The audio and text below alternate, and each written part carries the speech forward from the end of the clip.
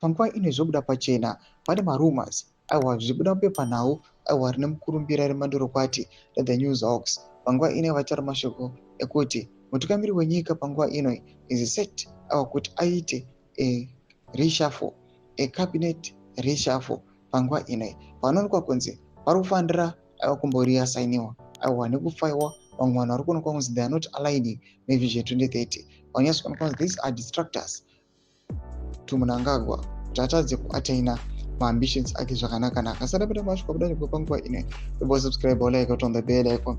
News Hawks inomudanyira chiti President Emerson Mnangagwa is considering a cabinet reshuffle and changes to the state information apparatus, including appointing a new spokesperson and top government official.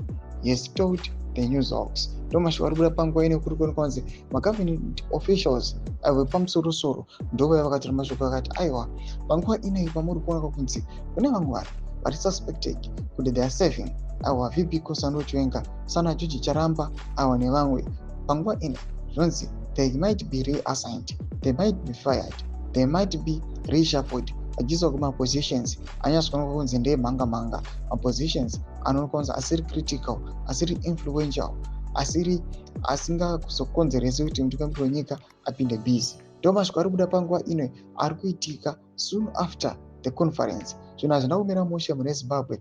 The Zvigananda group panguva ino iri kuzama painogona napo pose, iri kuzama kuburitsa aiwa mari yayo yose kuti ikwanise kuatena the 2030 plan. Inoonekwa kunzi aiwa this is their golden plan. Vakapedza vatozoita the resolution number 1 kuti vakwanise kuiatena vakwanise kucapture nekuita zvavanoda nenyika. Tudze mafunguro enyu moti kudii pamusoro pechitiko ichi. Chitiko chadhikondemewa nemwana wese weZimbabwe panguva ino achidhimanda accountability, a stop to corruption.